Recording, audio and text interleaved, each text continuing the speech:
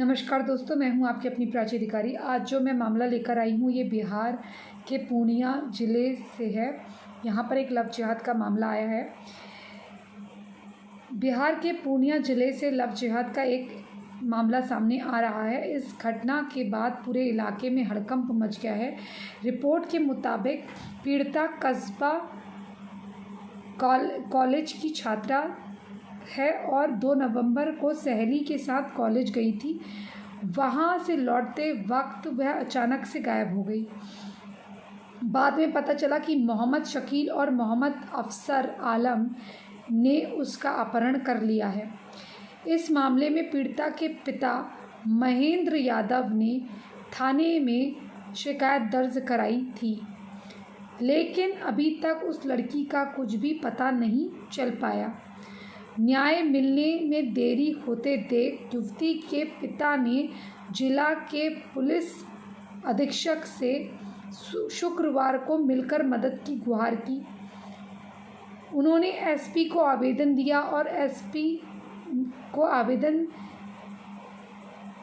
में पीड़िता के पिता ने कहा कि उनकी बेटी कस्बा कॉलेज की छात्रा है।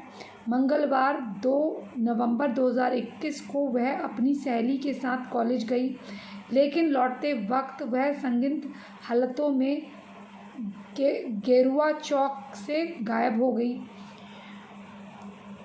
बेटी के अचानक गायब होने से लड़की के परिवार परेशान है और परिवार ने तलाश शुरू कर दी है। काफ़ी तलाश के बाद जानकारी मिली कि कस्बा संत नगर वार्ड नंबर 2 का निवासी मोहम्मद शकील और मोहम्मद अफसर आलम और छोटू उसकी बेटी को जबरन भगा ले गए हैं। उसके बाद कस्बा थाने में लड़की के परिजनों ने शिकायत दर्ज कराई है। कहा जा रहा है कि आरोपी मोहम्मद शकील आए दिन पीड़िता के गांव जाता था। उसे अक्सर पीड़िता के घर के आसपास घूमते हुए देखा जाता था। जब गांव के लोगों को उसके ऊपर शक हुआ तो उससे पूछताछ की। इस दौरान शकील ने अपना नाम सोनू और पिता का नाम भोला शाह और गांव कस्बा बताया था। इस घटना के बाद लोग लव जिहाद का आरोप लगा रहे हैं। लोगों का मानना है कि आरोपी ने अपनी असली पहचान छुपाकर लव जिहाद का शिकार बनाया है। बहरहाल पीड़िता के पिता की तहरीर पर कस्बा थाना पुलिस के आरोपी के खिलाफ इंडियन पीनल एक्ट की धारा 363 अपहरण और 366 के तहत मामला दर्ज कर आगे की कार्रवाई शुरू कर दी है। अब सोचिए उस पिता के लिए, महेंद्र यादव जी के लिए यह कितनी पीड़ादायक बात है कि उनकी जवान बेटी जो कि कॉलेज गई थी और वो वहाँ से गायब हो गई। अब आप सोचिए उन घर वालों पर, उसकी माँ पर क्या बीत रही होगी। और वो जो लड़की है जिसे वो प्यार समझ के उसके साथ गई है, क्या पता अभी तक उन 3 लोगों ने उसके साथ मिलके क्या कर दिया हो। क्योंकि ये लोग तो, इनकी इतनी विकृति होती है कि ये पॉर्न की जो पिक्चरें हैं उसको देख देख कर इनके माइंड में जो भरा होता है, और ऊपर से काफिर की लड़की, तो ये जो चीज़ें बड़ी होती हैं, अब क्या कर रहे होंगे, उसको किस तरह से इस्तेमाल कर रहे होंगे, ये सोचकर ही मेरी आत्मा काँप रही है। वो महेंद्र यादव जी और उनकी पत्नी के लिए, बाप के लिए बेटी अभिमान है। अगर कुछ अच्छा कार्य करे उसका आत्मसम्मान है, लेकिन अगर कुछ गलत कर दे तो वही आत्मसम्मान उनका ना टूट जाता है, ठेस पहुंच जाती है। इसलिए ऐसा कोई भी कार्य मत करो कि जिससे तुम्हारे माँ बाप की आंखों में आंसू आए और जो माँ है ना उसकी परवरिश पे लोग सवाल उठा दें। कॉलेज जा रही हो, कोई छोटी बच्ची नहीं हो। शायद तुम्हारी उम्र में तुम्हारी माँ जो है माँ बन चुकी होगी। आजकल ठीक है, हम लोग शादियाँ 28-30 साल में कर रहे हैं, 35 साल में कर रहे हैं, लेकिन जो पहले शादियाँ होती थी वो बहुत यंग हो जाती थी शादियाँ।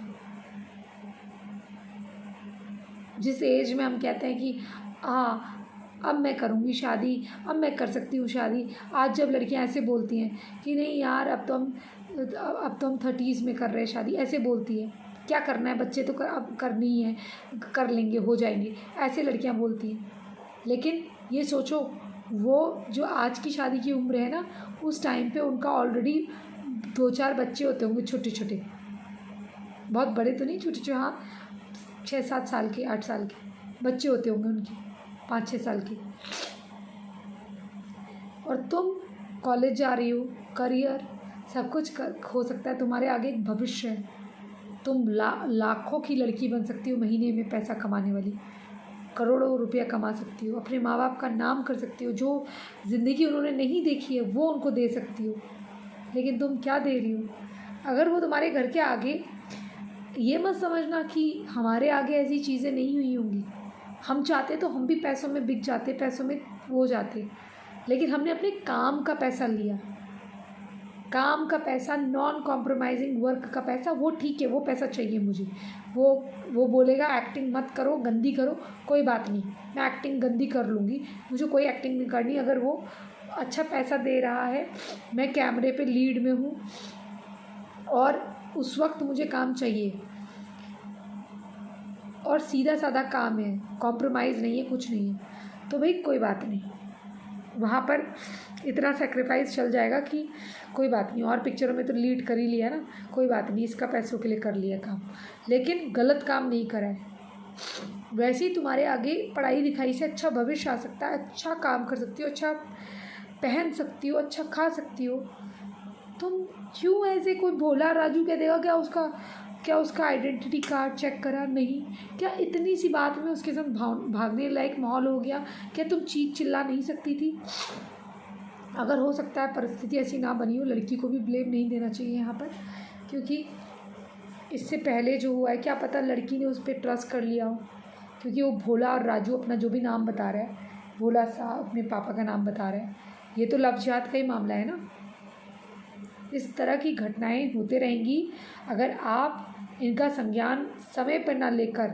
अगर जब वो लड़का वहाँ घूम रहा था और अपना नाम भोला या जो भी बता रहा था, सोनू जो भी बता रहा था अपना नाम, अपने बाप का नाम, क्या आप लोगों ने पता करा? क्या एक बार उसकी पुलिस में कंप्लेन करी कि लड़का संगिंद है? क्या उसको आप लोगों ने पकड़ के पीटा कि तू कोई भी है, हिंदू लड़का है तो क्या वो चक्कर लगा लेगा लड़की के, जवान लड़की के घर के आसपास?